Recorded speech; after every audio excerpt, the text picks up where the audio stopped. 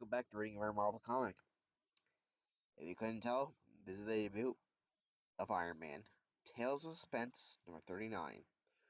Who or what is the newest, most breathtaking, most sensational superhero of all? Iron Man. He lives. He walks. He conquers. Who? Who? Who? The talented bullpen where the fans for Spider-Man, Thor, and your other favorite superheroes were born. Iron Man is born. Watch his awesome approach. Listen to his ponderous footsteps as he lumbers closer. For today, you are destined to encounter the Invincible Iron Man. Plot: Stan Lee. Script: Larry Lieber. Art: Don Heck. Lettering: Art Simek. Yes, this story was not drawn by Jack Kirby either. Don Heck, who'll be doing our Iron Man art. His art definitely looks very unique. Looks very not 60s. Looks more 70s. Oddly enough, I'm not actually digging this art style. The covers are by Jack Kirby though. In a secluded area somewhere in the U.S. defense perimeter, there stands a closely guarded building, the laboratory of Anthony Stark. Boy, that guy Stark must really rate to get a 24-hour guard. He rates all right. The commies would give their eye teeth, okay, you know what he's working on. And inside, General, you'll see my tiny transistor. Increase the power of this small magnet so tremendously that it will open the locked vault. Oh, come on now, Stark, that just isn't possible.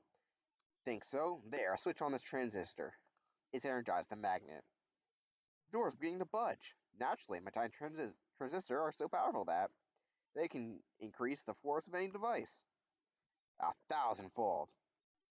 Now, do you believe that the transistor I've invented are capable of solving your problem in Vietnam? Stark, after what I've just seen, I'm ready to believe anything.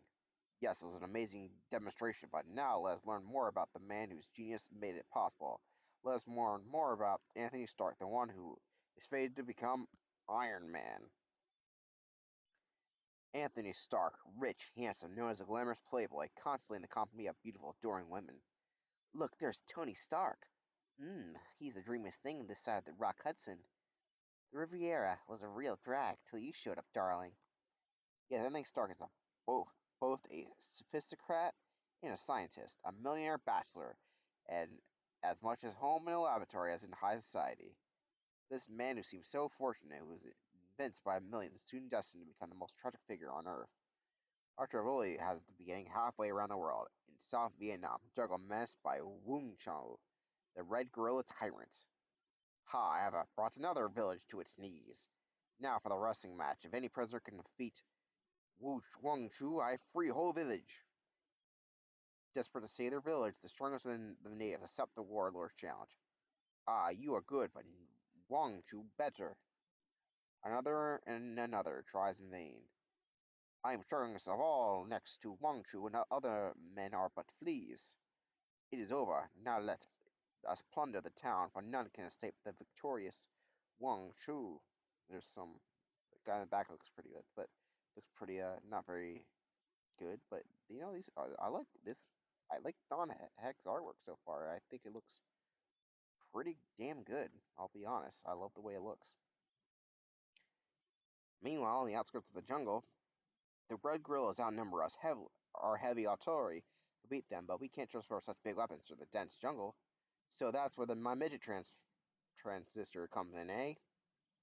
Right. Thanks to your inventions, our motors are no longer larger or heavier than flashlights. Our men can carry them anywhere. Take cover. There's the enemy. He'll see your guns in action. Now. That's why I was sent here, to make sure they work as well as planned. If not, I'll fix them on the spot. Just look as the Reds retreat. Stark, your weapons are everything we hoped for. Battlefield minutes later, the Reds never knew what hit them. But the jungle holds 1,000 pearls, some naturals, others man-made.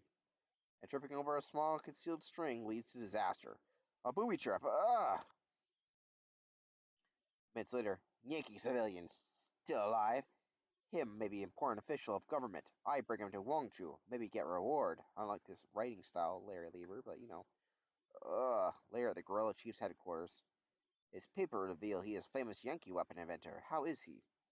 bad. Much shrapnel near his heart, impossible to operate.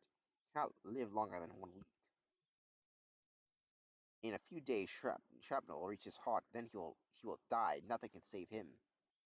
Bah! We can use his genius, Wang Chu. We'll trick him into spending his last days on Earth working for us. Is he strong enough now? Yes, he can work till shrapnel reaches his heart. We know you are an American weapons inventor. If you design powerful new weapons for me, afterwards I have a certain save your life. He's lying. If they could, they'd do it now. To be sure, I live long enough to design weapons for them. I know I have only days to live, but my last act will be to defeat this grinning, smirking red terrorist.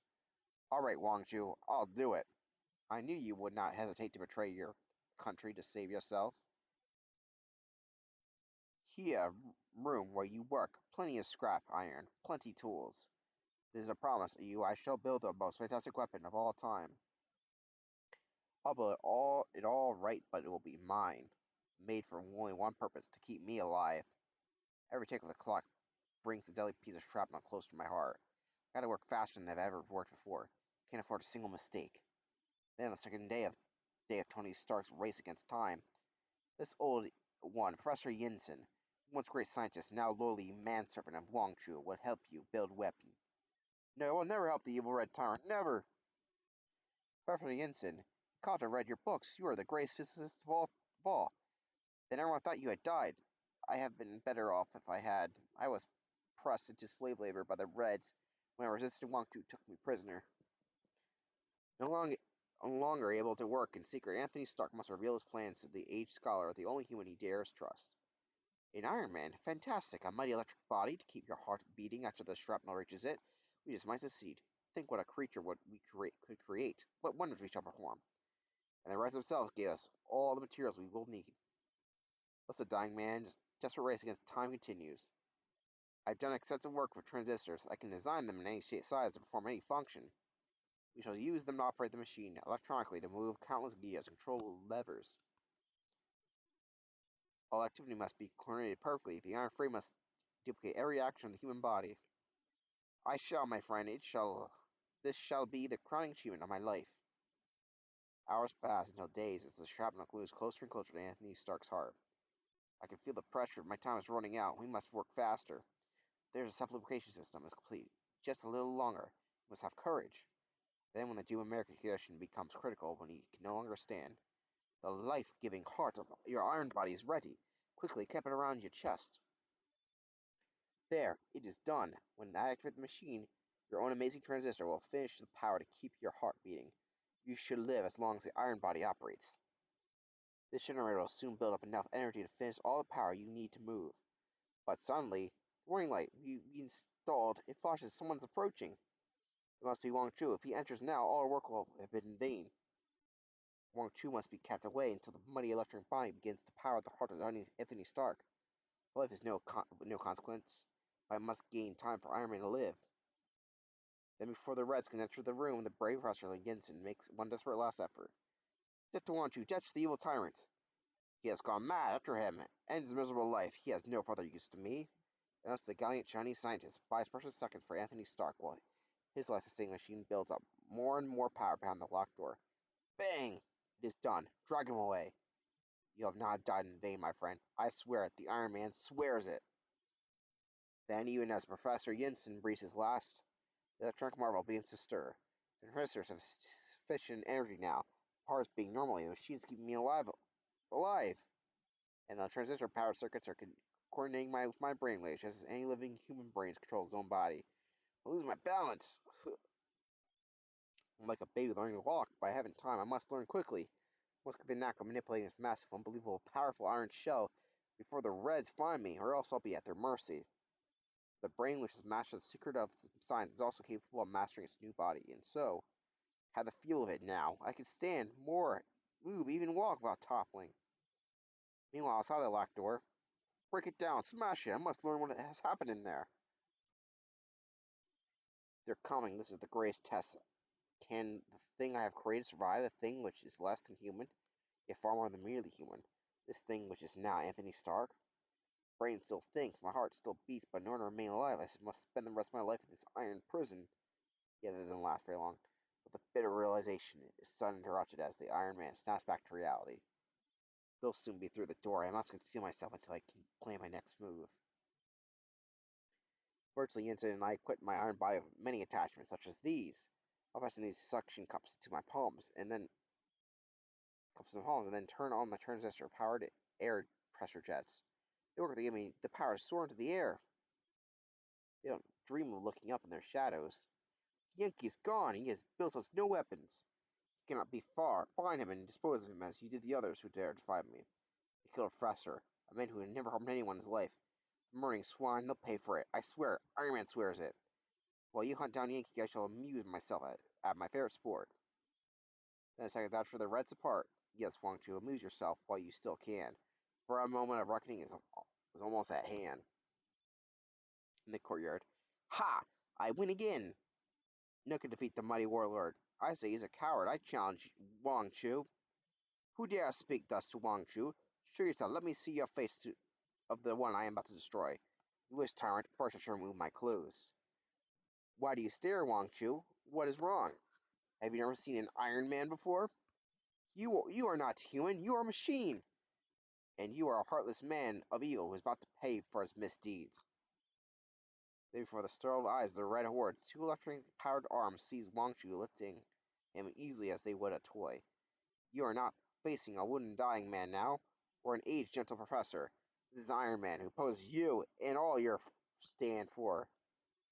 Oh, what you say? I messed up there, but whatever. You make me lose face. You make me lose face. I destroy you. Even you can be slain. Guards, open fire. Destroy Iron Man. It'll take more than small arms fire to penetrate my cast iron body. Where the heavier weapons could be brought into play, I'll just reverse this charge on this magnetic turbo insulator and use a top hat transistor to increase its repelling power 1,000-fold. There, reverse magnetism, it works like a charm. Stop! Come back! The magnet's effects only metal. Sheer manpower can still defeat him. Heck, by the incredible demonstration, the guerrillas flee. Approaching the nearest building, Wang Chu heads for the stairs. Upstairs, there is a loudspeaker, and all this creature that can in noise, they cannot hear me. I must talk over a loudspeaker. Listen, my warriors, 10,000 yen to the one who destroys Iron Man. I don't know what that's supposed to mean. An easy matter for me to create electronic interference to drown out his words with static. Then, to the frustrated warlording efforts, now switch my own voice into the loudspeaker. Desert, Wang Chu, flee into the jungle.